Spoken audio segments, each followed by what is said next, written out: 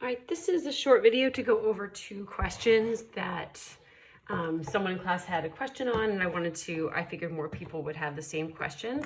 So going to the packet that says what really is a derivative, number 21 and 24. So if you have questions on those, number 21 and 24. So number 21, this is just a complicated, annoying question. First of all, sorry about the note. I was having trouble with the equation editor thing. This should just be a 2, not a 0.2. So that was the first thing. So this asks for find the values of c and d that will make the following function differentiable. So if something's differentiable, that means it has to be continuous and it also can't have the corners, cusps, and whatnot. So where's the following function differentiable? So the first thing I want to say is, all right, I need this function to be continuous. So the first thing I'm going to do is understand that the first part of the function and the second part have to meet up when x equals 2. So I'm going to take the value of 2, plug it in for x for both parts, and set both parts equal to each other.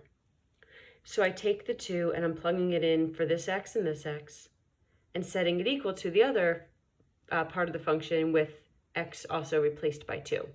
So when I do that, go through the algebra, be careful so you don't mess up. I don't think I did, although I should check myself here. But I plugged in 2 for x and got 4c minus 4d plus 1, and then 8d plus 3c minus 4. So I'm going to need all this information. This is like the one we did in class where I'm going to have to use like elimination or substitution to solve for the two variables. So I'm going to have to find another equation that has the same two variables. So I'm just going to clean this up a little. I brought my c over, so I have 1c. I brought the d over, so I have negative 12d. And I brought the 1 over here, so I have equals negative 5. So I have this equation to deal with, hopefully later. So now I go, okay, that's all I could get for continuity. Now I have to go to and make this function differentiable. So to make a piecewise function differentiable, I need to take the derivatives of both parts of the piecewise function and set them equal to each other at 2. This will ensure that I don't have a corner or cusp. So this is going to ensure that the function meets up. This is going to ensure that when I meet up, I don't do this or this, that I transition smoothly from one to the other.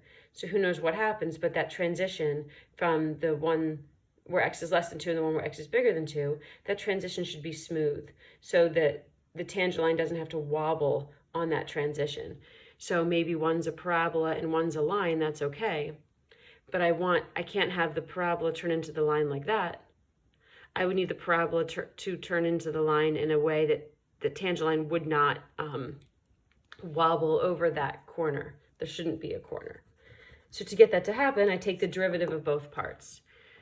So the derivative of cx squared is 2cx, and the derivative of 2dx is just 2d.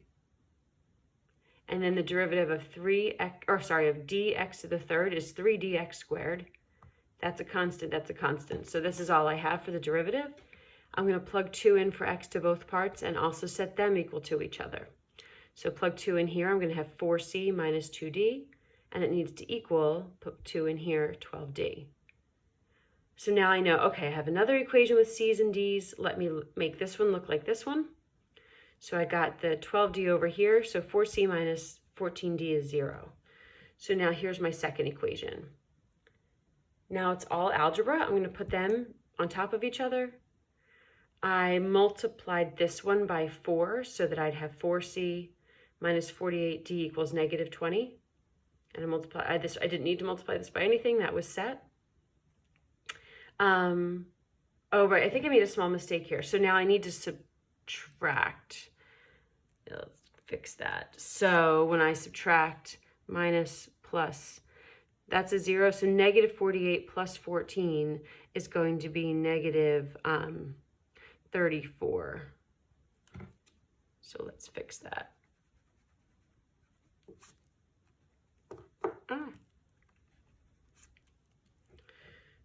Right, negative 34. Okay, so d is going to equal 20 over 34. So 10 over 17. And then C is going to equal whatever we get when we plug that in for D. Blah, that's disgusting, and I'd rather not. Let's get a calculator for that, shall we? So 10/17, I'll put that in here. So negative 12 times 10 over 17. And that's got to go over here. So negative 5 plus 120 over 7. 85 over 7, something like that. Okay, so that's fixed. All right, so that's 21. If I ever gave a problem like this, the algebra would not be that complicated, but the idea would be the same. Okay, then the other question was on 24. 24, I think I also got wrong. I think the answer should be sine x. Are you going to see this one? No, you're not. But the idea here is with sine and cosine, you have this pattern of derivatives that keeps repeating. So like if the original function is cosine x, the first derivative is negative sine, second derivative is negative cosine, third derivative sine, and then we're back to cosine with the fourth derivative.